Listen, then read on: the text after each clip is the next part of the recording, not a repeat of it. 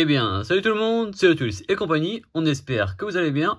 Aujourd'hui, nouvelle vidéo sur chaîne YouTube, vidéo d'achat de miniatures, donc faites soit en vide-grenier, en bourse, mais également via des copains collectionneurs ou via notre boutique partenaire US Custom Wheels. Donc concernant la boutique, vous avez tout en description, qui concerne les modèles qu'il y a de disponibles, comment effectuer les achats, etc. Donc cette fois-ci, je suis seul car Romain n'était pas disponible pour tourner la vidéo, il s'en excuse par avance. On va donc débuter la vidéo par une miniature qui est assez originale chez ce fabricant. Donc c'est la magnifique Porsche 917 en version Corgi. Donc ça, je ne savais même pas qu'elle était sortie à l'époque chez Corgi, parce que nous on la connaît aujourd'hui sous une version plus actuelle chez Hot Wheels, mais également chez Majorette. Donc là, il y a vraiment une version originale des années 70.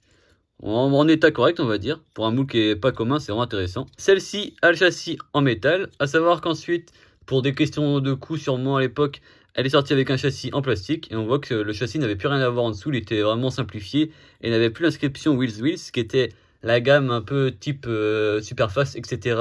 chez les autres constructeurs de miniatures. Donc on retrouve sur le châssis l'insigne Corgi Junior, Made in Grande-Bretagne. Et également la référence du moule. On voit qu'elle est un peu roulée, on voit les pneus sont assez usés, mais autrement elle est en bon état. En plus, pour avoir une Porsche comme ça, c'est vraiment intéressant d'avoir ceci. Donc la 917 évidemment propulsée par un 12 cylindres à plat. Donc comme d'habitude, on la connaît bien cette voiture. En une de mes voitures préférées, celle-ci est vraiment mythique, notamment au vainqueur du mois, etc. On poursuit la vidéo avec cette fois-ci une américaine. Donc une magnifique Pontiac GTO 267. Celle-ci est vraiment en excellent état. Franchement très très belle. Celle-ci a été fabriquée en 2003. Elle provient du coffret Hall of Fame sorti chez Target, donc une chaîne de grande distribution type Leclerc ou Super U aux États-Unis. Vous voyez que le coffret était vraiment très sympa, avec des modèles très très jolis, avec des belles décorations, notamment une Cox, une Camaro 67, etc. Celle-ci est fabriquée en Malaisie, avec les jantes 5 SP. Donc on retrouve des jantes 5 SP, mais avec des redlines. C'est vraiment un côté assez vintage et c'est vraiment très joli.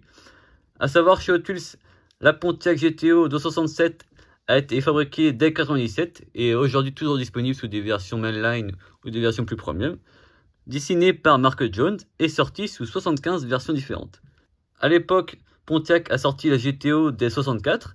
Elle a été produite pendant 10 ans, donc jusqu'en 74. Et ensuite, ils ont ressorti le modèle des décennies plus tard, entre 2004 et 2006. Petit point intéressant, ça a été donc en 68 le premier modèle de l'histoire automobile à recevoir des pare-chocs en plastique teinté dans la masse. Concernant la version de 2003, elle a le châssis en plastique, donc assez chromé comme ça, en très bon état. La couleur elle va vraiment très bien, ça rappelle un peu les couleurs line de l'époque. Elle est en très bon état, une version qu'on n'avait pas, donc c'est vraiment intéressant de pouvoir compléter la série. Et en plus, dans une série qui était exclusivement disponible aux États-Unis, donc plus compliqué à trouver qu'une version sortie chez nous dans nos grandes surfaces et magasins de jouets. On passe maintenant à un véhicule plus grand, donc au niveau taille, on est plutôt sur du type 1.43 en version jouet. Donc vous l'aurez reconnu, la magnifique Datsun 240Z, cette fois-ci du fabricant Matchbox, dans la gamme Speed King. Normalement, on peut regarder en dessous. Voilà, vous voyez, le châssis est en très bon état d'ailleurs. Donc Speed King, c'était les Super King, mais pour les véhicules de course. Donc plutôt type véhicule particulier, non pas des camions. Elle est celle-ci en très bon état. On revoit les décorations de course, etc. Le jaune comme ça lui va vraiment très bien. On voit également des sponsors d'époque et non pas des choses qui étaient inspirées sans licence, notamment STP, Shell. Donc 240Z, c'est vraiment très beau, on voit vraiment tout. Le point également intéressant, elle a encore ses anti-brouillards à l'avant qui sont rapportés et qui ne sont pas cassés. C'était une pièce très fragile en plastique. Donc ça, c'est quelque chose qui devait casser facilement, que celle-ci là, donc c'est vraiment très bien. À l'arrière, elle a également son crochet d'attelage. Vraiment des pièces qui sont fragiles, et pour un véhicule complet comme ça, trouver en vide-grenier, c'est vraiment intéressant. Châssis en métal, et ça c'est vraiment des gammes qui vont rappeler sûrement des souvenirs à beaucoup de personnes qui ont joué dans les 70 et 80, parce que c'est vraiment des jeux qui ont marqué toute une génération, donc vraiment très beau, vraiment très bel état. Et ça, souvent elles étaient soit vendues toutes seules, mais également en coffret, en version un peu set de course avec un team transport déjà à l'époque, donc élément intéressant. On a également acheté une Type 3, donc cette fois-ci en version utilitaire, donc panel, une Type 3 Scoreback, donc variant, les breaks. Celle-ci de chez Hot Wheels, on en a déjà des versions plus classiques sorties à l'époque en 2017 en mainline, ou en 2016 pardon. Donc c'était des versions hardcore avec des décorations très belles, assez hippie, assez psychédéliques, qui vont vraiment très bien. Là on retrouve une version custom, vraiment très très belle celle-ci, version plus premium. À savoir qu'elle est sortie en 2011 dans la série Hot Wheels Garage, exclusivement sortie aux États-Unis. Donc elle est équipée de jantes LW5, donc 5 pour les 5 branches, fabriquée en Malaisie. On retrouve ici une topographie complète, à l'avant, sous les côtés, uniquement à l'arrière, manque de topographie. Ça, aujourd'hui, vous auriez ces modèles-ci sortis dans les gammes actuelles en agriculture, elles seraient topographiées intégralement. Mais à l'époque, c'était pas le cas. Elle est en très bon état, donc c'est assez rare qu'on achète du loose en agriculture, mais ça change un peu. Et puis en plus, ça permet de voir les spécificités de ces moules-là. Donc on peut voir les pneus, évidemment, en gomme. Donc on peut voir qu'ils sont striés, donc c'est intéressant. Celle-ci représente la Type 3 de 69, donc c'est la phase 2. On la reconnaît notamment le capot avant qui n'a rien à voir avec les plus anciennes. Vous voyez qu'il n'était pas du tout fait pareil. L'arrière, les feux étaient différents. Il y a vraiment beaucoup de choses qui changent. Je vous mets quelques photos. À l'époque, la phase 2 a surtout été modifiée pour prendre en conséquence les normes américaines avec les gros pare-chocs, les gros clignotants, etc. Chez Hot Wheels, la VW Scoreback est sortie dès 2010 et est toujours produite actuellement. Elle est notamment sortie cette année dans une série Volkswagen. Elle est vraiment très belle. Donc celle-ci, c'est une version utilitaire, la break utilitaire. Donc on peut voir que l'arrière, elle n'a aucune fenêtre et ne possède pas de siège arrière ni de banquette. C'est vraiment un utilitaire sur base de berline break. C'est intéressant.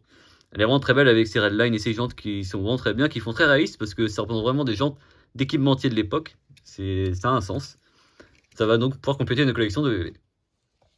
On poursuit dans les looses avec un moule également emblématique de chez Hot Wheels. C'est le Neat Streeter. Sous-entendu, le Ford Coupé de 36, sorti sous un autre nom, car vraiment c'est une histoire également intéressante. À l'époque, Hot Wheels l'a sorti en 69 sous le nom de Ford 36 Coupé, avec des couleurs évidemment Spectra Flamme, les redlines, le châssis métal, vraiment de très belles teintes. À l'époque, on retrouvait du bleu, du vert, du rouge, bah, les couleurs vraiment qui ont connu un succès incroyable à travers le monde. Et donc ensuite, en 76, Hot Wheels décide de sortir une version encore plus custom avec l'ajout à l'avant de l'écope en plastique. Et donc le moule change. Et donc Hot Wheels décide de changer de nom en donnant le nom de Neat Streeter. Ce moule-ci a une durée de vie assez longue car il est sorti de 1976 à 2015. C'est sous l'égide du boss de l'époque Larry Woods qui est sorti ce moule-là. Celui-ci est de 1997, châssis en métal. On peut penser à premier abord qu'il est plus vieux parce qu'on retrouve les BW, donc les jantes, également une couleur comme ça qui fait très années 80. Et donc celle-ci sortie en 97. Je pense que on doit arriver sur les dernières années d'utilisation de ces jantes-là. Elle est en très très bon état celle-ci, franchement magnifique. Une très belle miniature qui est vraiment dans un très bel état de conservation. En plus le jaune comme ça lui va vraiment très bien. Les décors comme ça font vraiment très cool look de l'époque, donc c'est vraiment rigolo. Particularité de ce modèle-ci, elle est ni fabriquée en Thaïlande, ni fabriquée en Malaisie, ni fabriquée encore moins en France. Celle-ci est fabriquée en Inde. Donc c'est, je pense, une des premières qu'on a fabriquées en Inde.